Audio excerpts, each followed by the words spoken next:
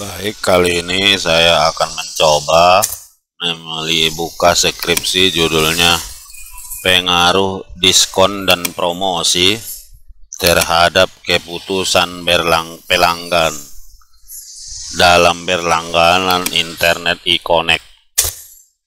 Nah, kita lihat dulu panduannya.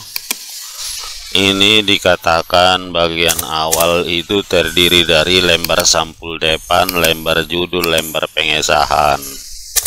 Nah, selanjutnya ini dia ada kata pengantar, daftar isi, bagian isi. Nah, ini dari yang kita lihat dulu. Bagian isi ini dia. Pertama, latar belakang, menjelaskan apa, mengapa, dan pentingnya topik skripsi. Nah, kita lihatlah dahulu. Ini dari si Elsa ya. Kita lihat judulnya tadi di bab 1. Nah, pendahuluan. Dalam perkembangan teknologi yang semakin pesat saat ini, layanan internet menjadi kebutuhan. Menurut We Are Social, nah ini bahasa asing, kau bikin tulis miring ya Elsa. Di Indonesia, bla bla bla, apanya ya. Seiring dengan meningkatnya kebutuhan layanan internet, persaingan. Salah satu strategi pemasaran yang umum dilakukan oleh penyedia layanan internet adalah pemberian diskon. Nah, dikutipnya lah penelitian Sujuliawati 2025. Nah, kita lihat lagi di sini. e-connect pelanggan. Dia menceritakan promosi. Katanya di sini pemberian diskon. Oke, diskon secara signifikan. Keputusan banyak pelanggan karena kualitas layanan. Apa maksudnya ini? Ringkasan Winback e-connect.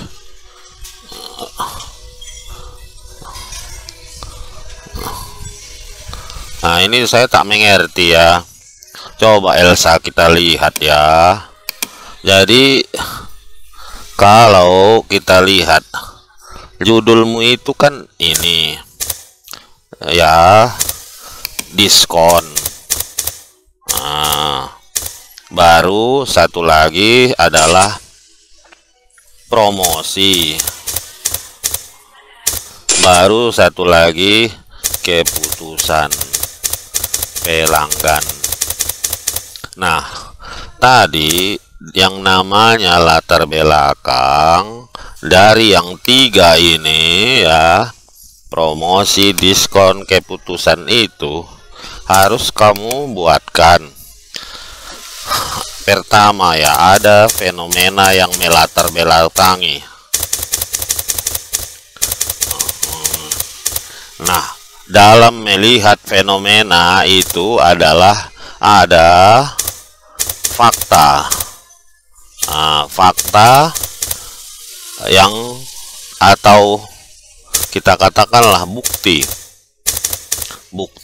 Nah, jadi yang ingin saya lihat dari kamu adalah kamu udah menceritakan diskon, promosi, keputusan, tapi tidak bisa saya lihat ada fakta atau buktinya. Ya, kenapa? Contoh, untuk diskon, umpamanya buktinya apa? Ya, kamu buat apa saja bukti pemberian diskon. Ada kamu bilang tadi di atas ya, ada program ini, oke lah. Nah, itu kan termasuk bukan diskon ya, barangkali hanya promosi saja. Macam mana buktinya diskon? Lihat di situ apa diskon yang mereka berikan. Terus bentuk promosi. Nah, tentunya kamu harus melihat juga promosi yang mereka berikan. Macam mana? Nah, kalau coba kita lihat ya, kita lihat di latar belakang yang kamu buat ini. Nah, ini salah satu bentuk promosi, betul, masuk dia kemari. Nah, oke. Ini kan bentuk promosi. Nah, sekarang kita lihat bentuk diskonnya. Yang mana diskonnya? Tak ada saya lihat. Nah, inilah mungkin di sini insentif gratis 1 bulan. Oke, ya. Nah, satu lagi keputusan. Keputusan itu dilihat dari pertama, berapa banyak pelanggan mereka.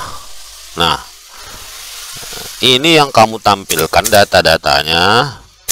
Ini data pelanggan internet di dunia, bukan pelanggan internet yang kamu ambil, yaitu PT iConnect.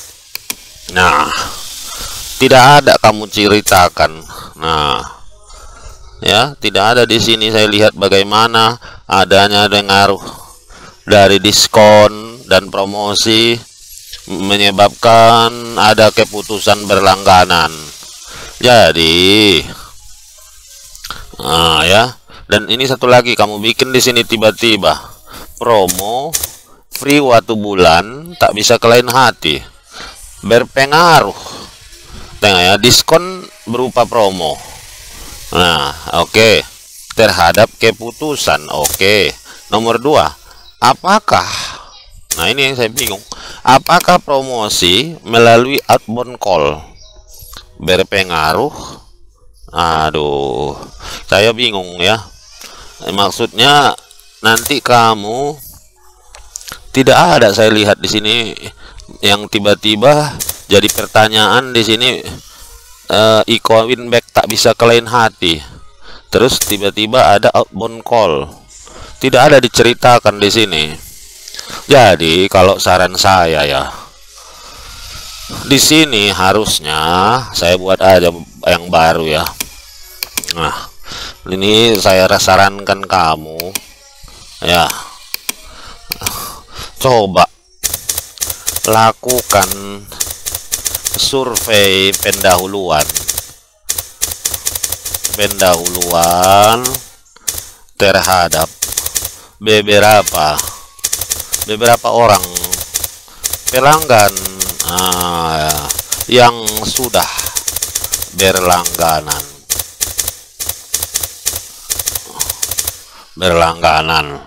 Tanyakan di situ ya. Jadi tidak mesti yang sudah lama, kira-kira mungkin baru berlangganan 2 bulan. Tanyakan mengenai pertama diskonnya ya, macam mana pandangan mereka tentang diskon itu. Kedua, promosi yang dilakukan. Nah, promosi itu pun harus ditanyakan yang jelas. Kalau di sini kan kamu katakan yaitu yang ini. Jadi fokus dia, karena rumusan masalahmu itu diskon itu berupa promo 1 bulan. Dan itu dinyatakan di pertanyaan survei pendahuluanmu itu. Terus promosinya yang macam mana? Promosi outbound call. Jadi jelas ada data dan fakta. Nah, terus kamu tanyakan lagi di situ keputusannya. Nah, ya keputusan ini kamu tanyakan. Jadi kalau diskon tadi kamu tanyakanlah di situ, gratis 1 bulan itu apakah menarik bagi mereka. Jadi ada fakta ya di survei pendahuluan ya. Nah, di promosi ini apakah promosi outbound call? Nah, ini merupakan yang bisa membuat mereka tertarik. Nah, keputusannya kau tanyakan apakah berlangganan atau tidak, disebabkan promosi dan diskon itu. Nah, ya. Jadi coba dulu lakukan survei pendahuluan supaya didapatkan apa fakta ya, fakta empiris yang mendukung latar belakang penelitian. Nah, jadi nanti hasilnya kamu buat dia berbentuk tabel. Nah, seperti ini katakanlah ya. Nah, seperti ini umpamanya diskon.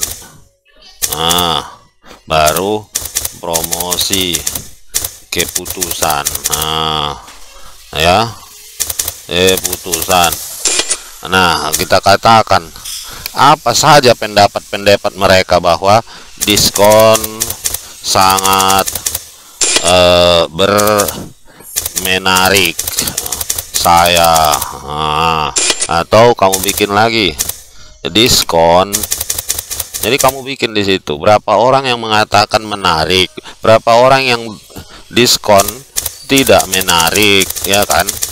Nah, baru, atau diskon itu biasa saja, nggak ada membuat. Nah, promosi itu pendapat mereka ya tidak, umpamanya tidak membuat mereka berlangganan. Umpamanya ini kan namanya survei pendahuluan, atau promosi itu membuat mereka tertarik. Ini mereka tidak membuat mereka tertarik. Jangan lupa kata tertarik untuk berlangganan. Nah, membuat mereka tertarik. Nah, ya, jadi berlangganan. Nah, ada lagi di sini ya biasa aja, nggak membuat mereka ya biasa-biasa aja menurut mereka, bahwa promosi itu ya nggak berlangganan, atau yang biasa saja ini pun kita buang saja. Nah, jadi yang dua ini saja. Terus berdasarkan survei itu kira-kira keputusannya mereka, apakah mereka keputusan mereka berlangganan atau tidak? Kira-kira sederhana saja gitu ya. Kamu tanyakan mungkin 10 atau 20 pelanggan ya. Jadi ada yang namanya fakta empiris atau faktor yang mendukung penelitian ya. Jadi hal-hal seperti ini yang diperlukan. Kalau tidak ada, jadi harus diingat ya. Harus diingat, penelitian yang bagus dimulai dari latar belakang. Ya, jangan sepele dengan latar belakang ini. Karena kalau tidak ada latar belakang yang bisa, apa ya? Contohnya latar belakang yang bagus itu ada fenomena. Fenomena itu apa? Ya, fenomena umpamanya bahwa terlalu buruk.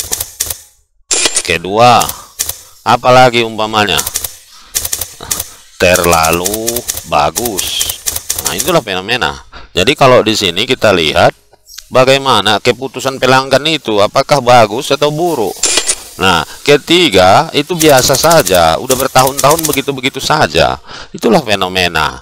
Nah, kalau kamu memilih apapun yang kamu pilih dari yang tiga ini, ya, yang tiga ini harus kamu buat ya, kamu buat apa? Nah, faktanya pendukung atau bukti pendukung yang menyatakan hal-hal seperti itu, baru dikatakan latar belakang penelitianmu itu bagus. Jadi saya sarankan kamu perbaiki dulu lah ya, diskon dan promosi ini. Kalau saya lebih suka sebetulnya ini diskon hampir-hampir samanya nih dengan promosi. Yang sebetulnya yang paling orang ya, kalau di internet ini sebetulnya bukan promosi. Ya, kalau saya melihat ya pengalaman berlangganan di rumah, saya berganti provider internet dulu dari, nggak usah lah saya bilang perusahaannya, karena pelayanannya buruk kali gitu. Kalau kita mengadukan kerusakan bisa 1 hari 2 hari baru ditanggapi. Jadi kalau saya lihat sekarang ini diskon oke, atau harga itu oke, tapi yang paling utama adalah pelayanan. Dulu itulah karena buruk pelayanannya, saya berpindah ke provider internet yang lain ya. Jadi kamu perbaikilah dulu bab 1 ini ya, supaya nanti kita lanjutkan lagi. Oke, nah ini lagi, nah ya nanti kita lihatlah. Ini aku bingung kenapa ada PLN di sini, perusahaan listrik negara. Tapi ya itulah, kamu periksalah lagi nanti ya. Oke, kamu perbaiki bab 1. Terima kasih.